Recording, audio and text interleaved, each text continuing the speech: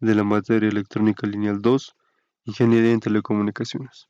El proyecto que les voy a presentar es una alarma con amplificador LM741 y un LDR. El amplificador operacional, como bien lo indica, es encargado de amplificar señales bajas de tensión. Por otro lado, el LDR es un resistor dependiente de luz. ¿Cómo funciona este circuito?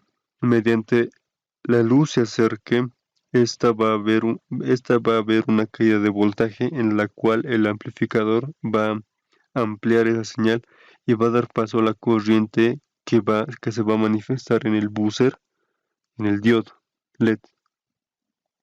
Mientras ésta se aleje, la tensión de voltaje en el LDR va a aumentar, la cual va a abrir paso a que la corriente se manifieste en el lado opuesto de un LED. Bien,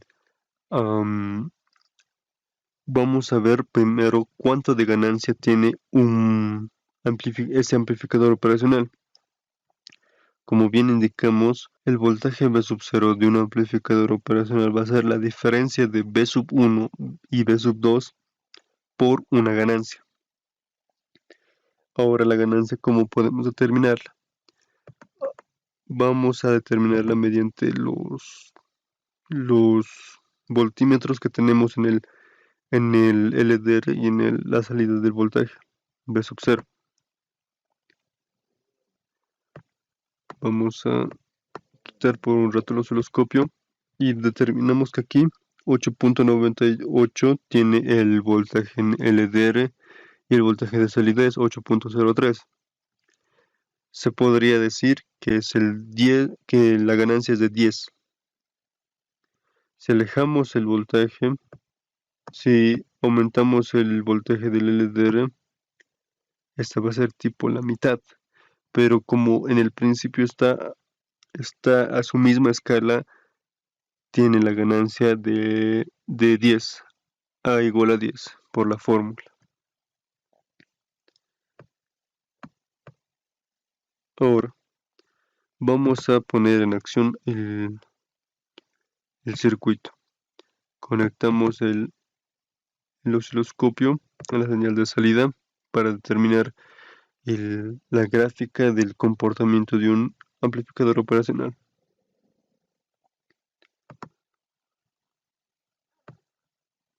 Mostramos el diodo LED y el buzzer.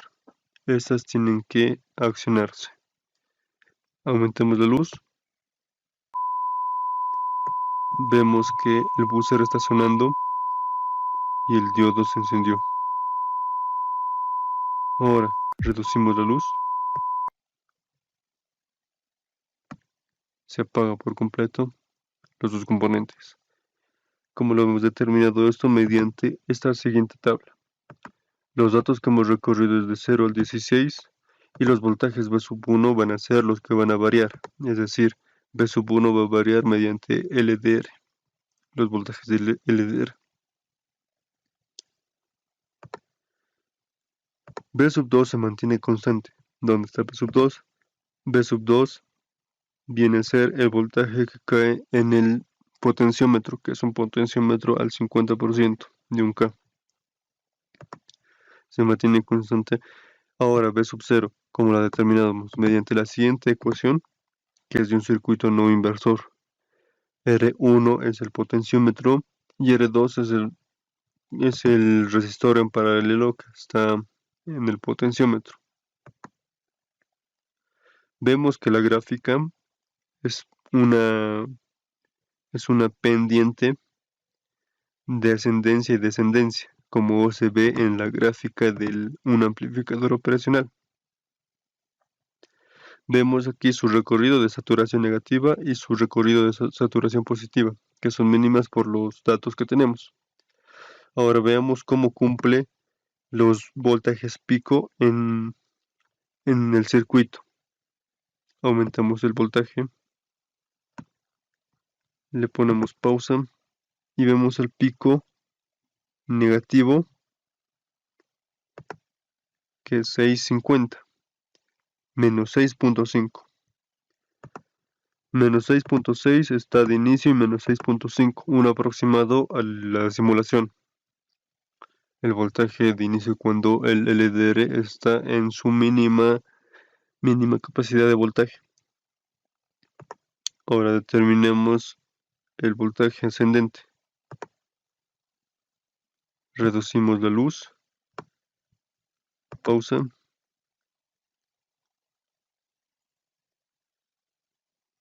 El voltaje ascendente es de 6.25.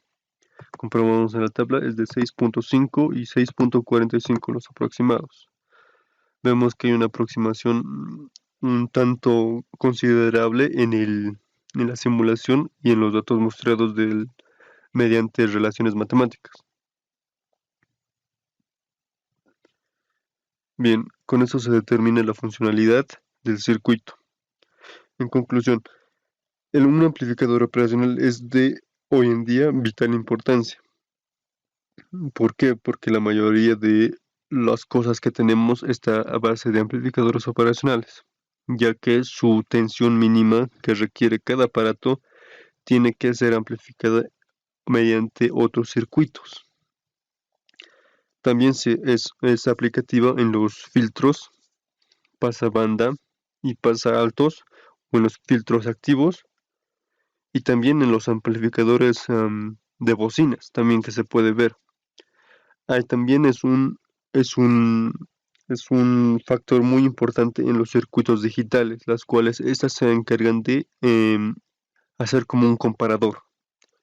Es mediante la interacción de varios amplificadores.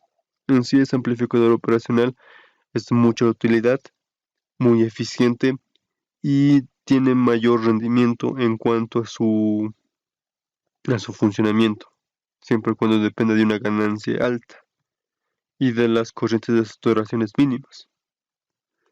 Bien, con esto determinamos la funcionalidad del circuito y me despido. Muchas gracias.